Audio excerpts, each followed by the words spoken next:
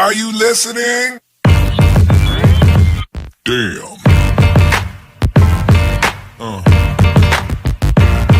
Yeah. Yeah. Another episode of Trash Talk. I'm Damian Hill. With me, as always, is TJ O'Connor. Tonight we have Darian Signer, who just came off of a very impressive win that won Fight of the Night, Fighter of the Night, and Trash Talk's Fighter of the Month award. But before we get into all of that, Trash Talk is brought to you by Valhalla Combat, Ink Shrinks Tattoo out in New Brighton, Minnesota, Origin Wellness CBD out in Minneapolis, Minnesota, The Fighters, The Striking Institute, Spartan Martial Arts, and TJ's mom. How are you doing tonight, Darian? Yeah, I'm doing pretty good. How are you guys? Man. Great. I'm doing good. I always get hyped when those sponsors come rolling across, and when Damian started listing some of those accolades that came across after your performance last week, I'm juiced up. How are you doing? I just repeated the same question Damian did, but we're going to get the same answer.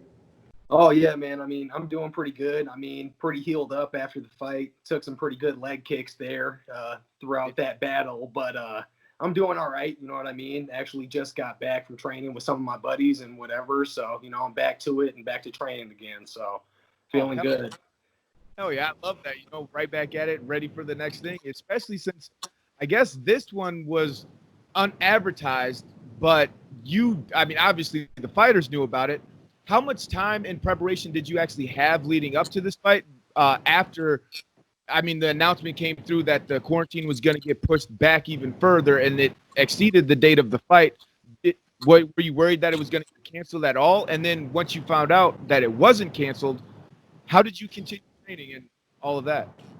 So, I always train like I'm getting ready to fight. So this last winter, I'm a blacktop worker throughout, like by trade. So throughout the winter, I take my training very seriously. So I had actually 3 fights booked this last winter. 2 people backed out, and this one wound up coming through. So, all you can really do is keep prepping, keep on training. And, when that fight comes and it's time to go, I'm ready to go. So it hasn't really stopped my training very much. Always perfected my craft and whatever. It's kind of funny what you just said. Did it shock you that the 2 fights that did happen, there was no quarantine? Yeah, it's funny how it works out, man. It takes 2 to tango, and all I can do is show up and do my part. And if the opponent shows up, then we just get to it and get to banging.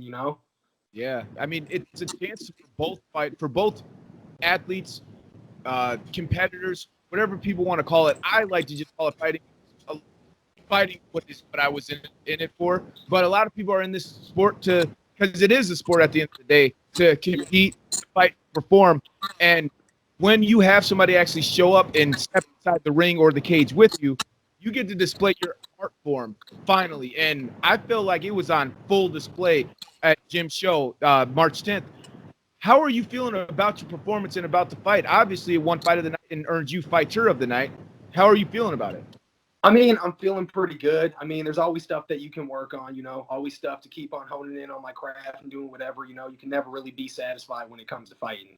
You can always keep growing, always keep on getting better. And that's really all I can do. I take it one fight at a time and, keep on working on my game, keep honing in my craft. And that's really all you can do. Oh, man, clearly. And the epitome of staying ready is literally fighting when no one knows about it. So, you got the text, you learn the secret knock, you hit the door 3 times, elbow tap, 2 more taps, and everything happens. But so you come through and you stay ready, you get to compete. Well, let's take it back just a brief second for the fans that aren't as aware.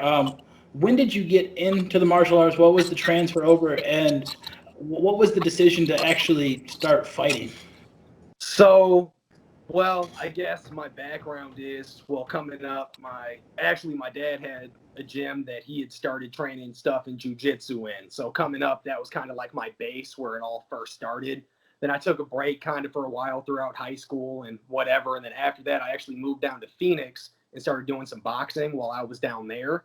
Well, once I moved back home, I always kind of had a passion. I wanted to learn more Muay Thai and whatever. So I actually reached out to this coach by the name of Adam Marin. I know you guys probably know who he is and whatever, but I'd reached out to him and we started training or whatever. And I mean, I'll never forget the first time we sparred. I thought boxing was it and whatever. And I'll say it, loud and proud. I got kicked in my face my first time, and I decided, I got to learn this. So after that, it was kind of, I got to hone in on my craft and whatever. And, I've been carrying on ever since. So it's been a few years in the making now, and I don't know, it's been pretty consistent. And I don't know, I've been training nonstop ever since.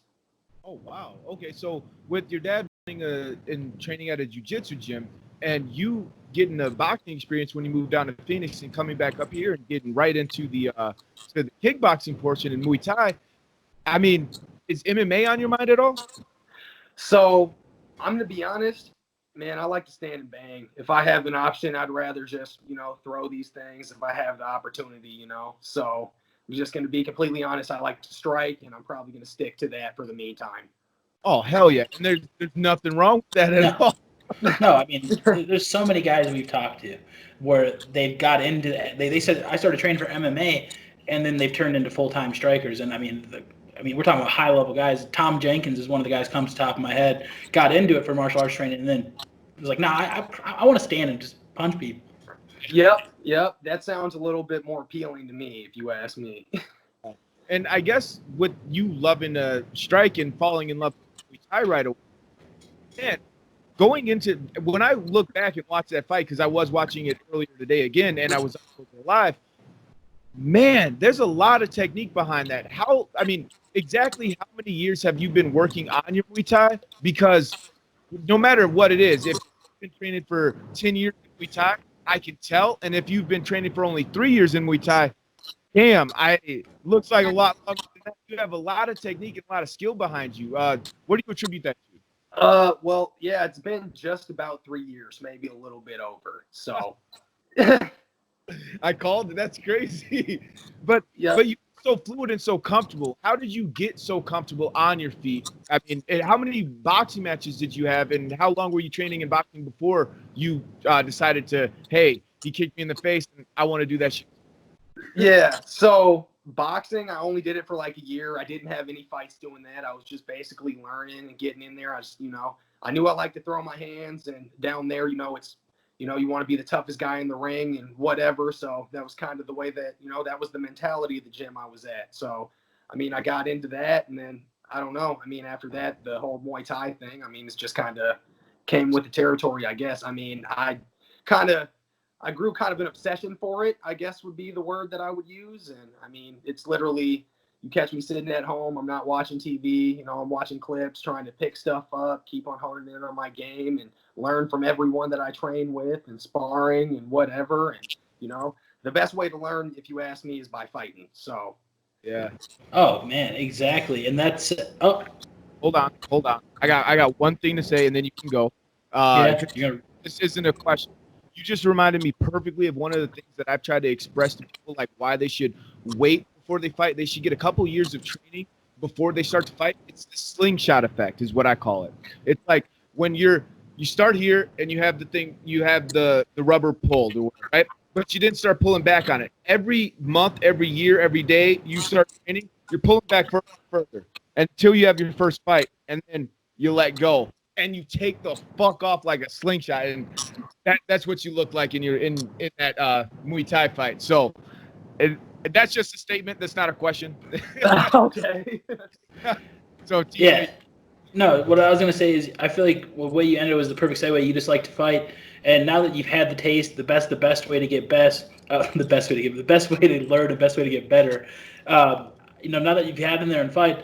What's the plan? What's next? Are you looking to stay active? Are you looking to take some time before the next fight? Or are you looking to fight tomorrow?